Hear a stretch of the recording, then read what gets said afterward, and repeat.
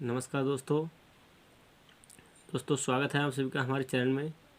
और दोस्तों आज हम पढ़ेंगे क्लास 12th की थर्ड पोएम कीपिंग क्वाइट, जिसके पोइट पैब्लो नेरूदा हैं। और दोस्तों पोइट पैब्लो नेरूदा ने इस पोएम में संपूर्ण मानव जाति से ये आग्रह किया है कि संपूर्ण मानव जाति को कुछ समय के लिए अपने सभी सांसारिक कामों को, सांसारिक क्रियाकलापों को रोक कर थोड़े समय के लिए बिल्कुल शांत रहना चाहिए और अपने कुछ समय को अपने आत्मनिरीक्षण में व्यतीत करना चाहिए। और दोस्तों क्योंकि कभी कभी ऐसा होता है जब हम ज़्यादा भाग दौड़ में अपने काम करते हैं और जल्दी में काम करते हैं तो क्या होता है, कभी कभी हम परेशानी में फंस जाते हैं। इसलिए इस पोएम में इस कवि ने यही यहाँ पर बताया है कि हमें कुछ समय के लिए अपने सांसारिक कामों को रोक कर और अपने आत्मनिरीक्षण करना चाहिए और थोड़े समय के लिए शांत रहना चाहिए। तो देखते हैं दोस्तों poem. Now we will count to 12 and we will all keep still.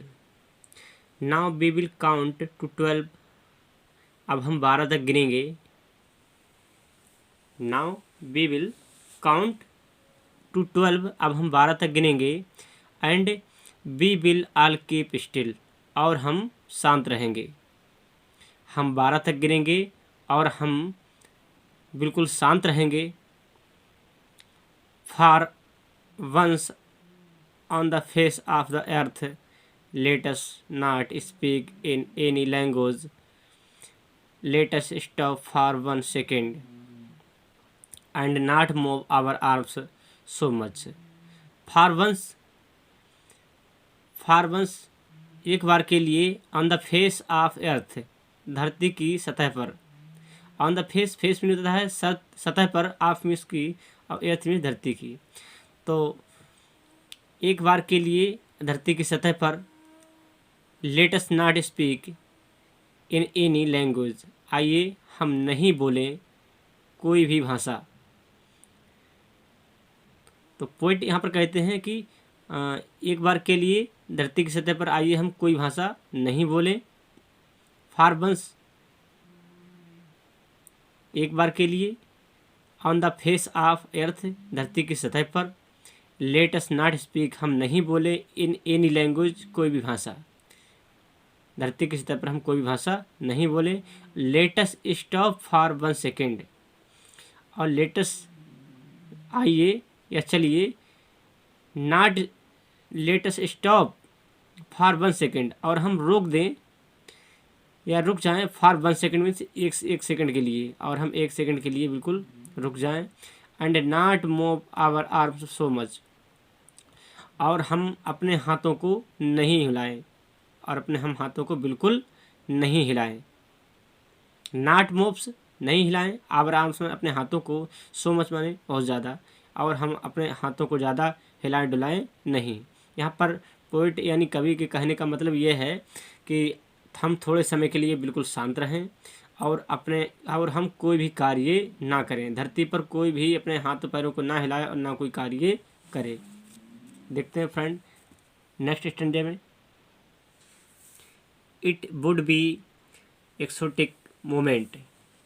अब यहाँ पर कवि कहता है कि जब हम कोई भी काम नहीं करेंगे और अपने हाथ पैरों को बिल्कुल नहीं हिलाए डलाएंगे, शांत रहेंगे, तो it would be an exotic moment. तो इट वुड बी, ये होगा, एन एक्सोटिक मोमेंट, एक अनोखा क्षण होगा। यह एक अनोखा क्षण होगा। एक्सोटिक मीन्स होता है अनोखा, तो ये एक अनोखा क्षण होगा। विदाउट रस, जिसमें कोई भी भागदौड़ नहीं होगी। विदाउट माने बिना, रस मीन्स भागदौड़ के, बिना भागदौड़ के यह एक अनोखा क्षण होगा। और विदाउट इंजन्स, और बिना इंजन के, और इस दौरान कोई भी इंजन नहीं चलेगा। इंजन से मतलब है कोई भी मशीनरी, यानी कोई भी इंजन से, मशीनरी का इंजन नहीं चलेगा, कोई भी दौड़ भाग नहीं होगी। तो it would B exotic moments, ये एक अनोखा क्षण होगा जिसमें ना तो कोई भागदौड़ होगी, विदाउट रस, और विदाउट इंजन ना तो कोई इंजन चलेगा। We would all be together, और वी वुड ऑल, और हम सब बी टुगेदर एक साथ होंगे, और हम सब एक साथ होंगे इन ए सडन स्ट्रेंजनेस, एक विचित्रता में, और एक अचानक या आकस्मिक विचित्रता में एक साथ होंगे। सडन मीन्स आकस्मिक या अचानक, और स्ट्रेंजनेस मीन्स विचित्रता में, और हम एक अचानक या आकस्मिक विचित्रता में एक साथ होंगे। तो the fisherman in the cold sea, और फिशरमैन जो मछुआरा होता है ठंडे सागर में, कोल्ड सी ठंडे सागर में, और जो मछुआरा होगा वो वुड नॉट हार्म्स, वो हानि नहीं पहुंचाएगा व्हेल्स, और वो व्हेल्स को हानि नहीं पहुंचाएगा। कहने का लेखक का मतलब ये है यहाँ पर कि जब हम कोई काम नहीं करेंगे तो यहाँ पर कोई भाग दौड़ नहीं होगा, हम बिल्कुल शांत रहेंगे, तो मछुआरा कोई ना तो कोई इंजन चलेगा ना भाग दौड़ होगी, और हम सब एक साथ अपने आप को महसूस करेंगे। तो इस दौरान मछुआरा भी समुद्र में मछली को नहीं मारेगा, यानी व्हेल जो व्हेल मछली होती है उसको हानि नहीं पहुंचाएगा, और इससे वो कुछ समय तक और जीवित रह सकेगी। तो यहाँ पर यही लेकर बता रहा है कि फिशरमैन इन द कोल्ड सी, तो ठंडे सागर में जो मछुआरा है fisherman, would not be harm, हानि नहीं पहुंचाएगा व्हेल्स, व्हेल मछलियों को हानि नहीं पहुंचाएगा।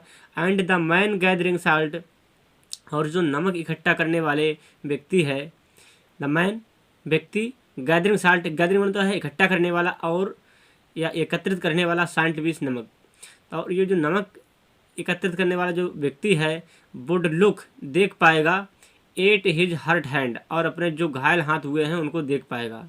हर्ट मतलब घायल या हानि पहुंचाना, तो ये अपने घायल हाथों को देख पाएगा। तो पोइट यहाँ पर यही बताता है कि लोग अपने भाग दौड़ में सारे काम में इतने व्यस्त हैं कि अपने परेशानियों को भी नहीं देख पाते हैं, अपना आत्मनिरीक्षण नहीं कर पाते हैं। और जब संसार मानव जाति शांत रहेगी एकदम, तो उनको अपने आत्मनिरीक्षण करने का मौका मिलेगा। यहाँ पर इसलिए लेखक यही बात कहता है कि हमें थोड़े समय के लिए शांत रहना चाहिए। देखते हैं दोस्तों next stanza. Those who prepares the green bars, और वो दोज मीन्स वह, वो हु मीन्स जो, प्रेपर मीन्स तैयारी कर रहे हैं, द ग्रीन बार्स, और वो लोग जो ग्रीन बार्स की तैयारी कर रहे हैं। ग्रीन बार्स से मतलब है पर्यावरण के विरुद्ध युद्ध। तो जो वे लोग जो पर्यावरण के विरुद्ध युद्ध कर रहे हैं, युद्ध करने की तैयारी कर रहे हैं, तो वार विद गैस यानी युद्ध, गैस के साथ युद्ध, वार विद फायर्स आग के साथ युद्ध। तो ये सब लोग जो हैं जो पर्यावरण के विरुद्ध युद्ध की तैयारी कर रहे हैं, ग्रीन बार्स। तो विक्ट्री विद नो सर्वाइव्स, तो जीत, तो ऐसी जीत को मनाने के लिए कोई भी जीवित नहीं रहेगा। Victory with no survivors, no survivors यानी कोई भी जीवित नहीं रहेगा विक्ट्री मनाने के लिए, जीत मनाने के लिए। और जिस जीत को मनाने के लिए कोई बचे ना, तो फिर उस जीत का फ़ायदा ही क्या है।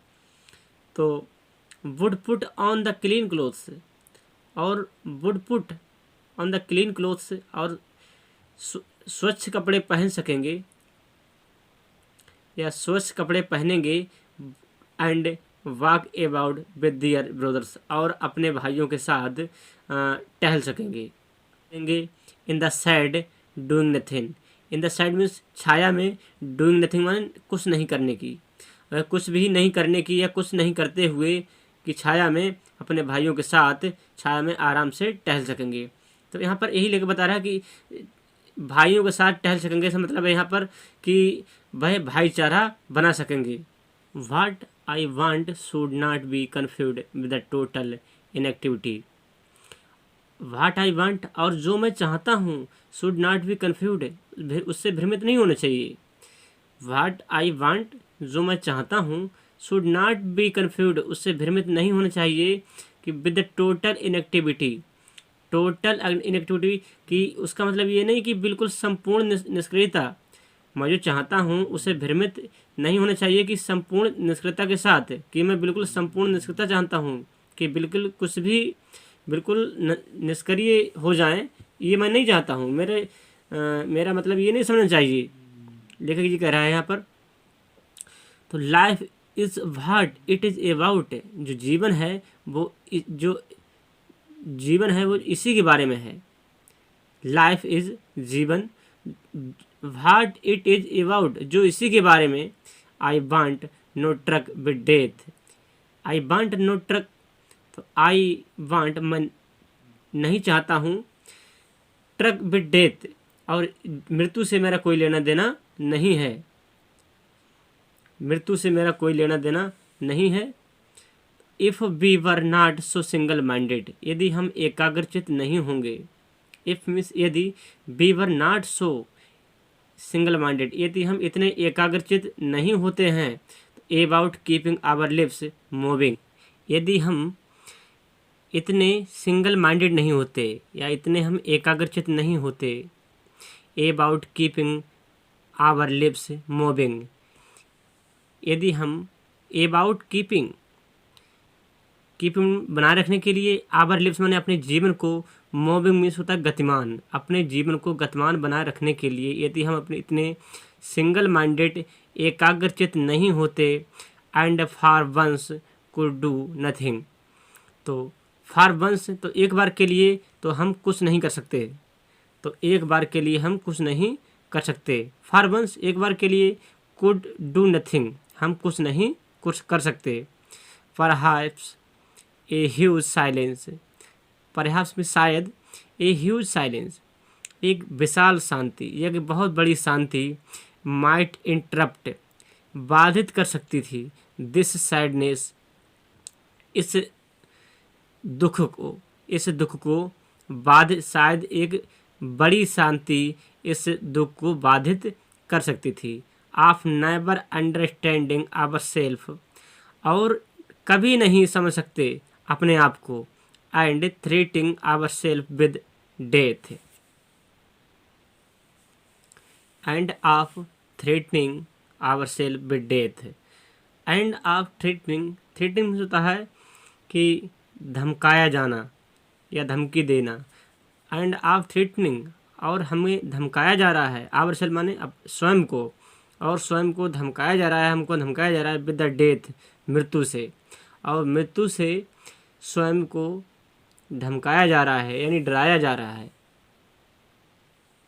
देखते हैं दोस्तों इसका last stanza, perhaps earth can teach us, perhaps शायद पृथ्वी हमको सिखा सकती है, परहैप्स में शायद, द एर्थ पृथ्वी, कैन टीच अस शायद पृथ्वी हमको सिखा सकती है, as when everything seems dead, कि जैसे व्हेन मान जब, एवरीथिंग सीम्स डेड जब प्रत्येक वस्तु मरी हुई दिखाई देती है, जब प्रत्येक वस्तु मरी हुई के समान दिखाई देती है, एंड लेटर प्रोब